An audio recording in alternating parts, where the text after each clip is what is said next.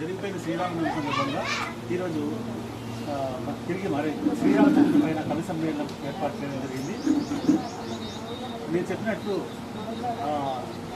ఇక్కడ వచ్చినటువంటి వాళ్ళు కూడా కవులు కానీ మేడలు కానీ ఒక్క అలవాటును ఏదైనా కూడా శ్రీరామచంద్రుని కాలంలో ఉన్నటువంటి ఒక్క అలవాటు ఖచ్చితంగా అట్లీస్ట్ ఏది రాకపోయినా కూడా సేవ, శ్రీరామచంద్రుడు ఏ విధంగా సేవ చేసేవాడు ఆ యొక్క గుణాన్ని మాత్రమే మనం తీసుకొని ఏదో ఒక దాంట్లో ఆ గుణాన్ని ఇంప్లిమెంటేషన్ చేసేందుకు ప్రతి ఒక్కరూ ప్రయత్నిద్దామని ఈ కార్యక్రమాన్ని మనం మొదలుపెట్టడం జరుగుతుంది.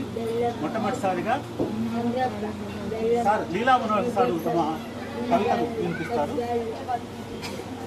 లీలా మనోహర్ సార్ సామాజిక తత్వవేత్త. సమాజంలో ఏ విధంగా అభివృద్ధి చెందాలి, ఒక స్టూడెంట్ అయినా ఒక వ్యక్తి అయినా వ్యక్తిత్వ వికాసాన్ని అంటారు. ఏ విధంగా కృషి చేస్తే ఏ విధంగా డెవలప్ అవుతారు అనేటువంటి విషయాన్ని చాలా అద్భుతంగా తెలుసుకునేటువంటి వ్యక్తుల్లో మనకు లీలా మనోహర్ గారు.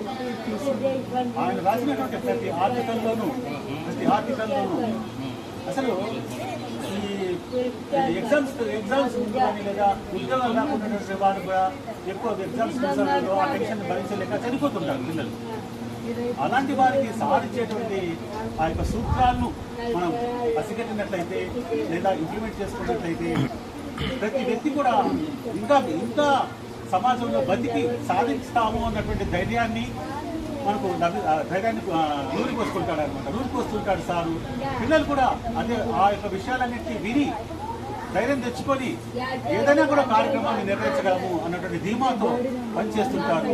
అలాంటి వారిని ఎంతో మందిని 800 మందిని వాళ్ళు తీర్చిదిద్దినారనమాట. వారి యొక్క దీని ద్వారా వ్యక్తిత్వ నైపుణ్యం ద్వారా. అలాంటి సార్ ఇప్పుడు మనకు కవిత్వంలోకి వస్తే నేను చూసి సుమారుగా 10 సంవత్సరాల నుంచి చూస్తున్నాను సార్ని. ఒకప్పుడు మామూలుగా జనరల్గా అందరూ రాసినట్టే రాసేవారు. ఏదైనా అంతే ఫస్ట్ అదే విధంగా రాస్తారు. తర్వాత రాను ఆ యొక్క వస్తువులు మారిపోయినాయి అనమాట. అంతా సమాజానికి పనికొచ్చే వస్తువులు మాత్రమే రాస్తారు.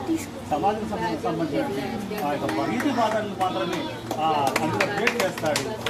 వాటిని మాత్రమే మనకు రుచి చూపిస్తాడనమాట. ఇప్పుడు ఈ యొక్క శ్రీరామచంద్రుని రుచిని మనకు పరిచయం చేయాలి.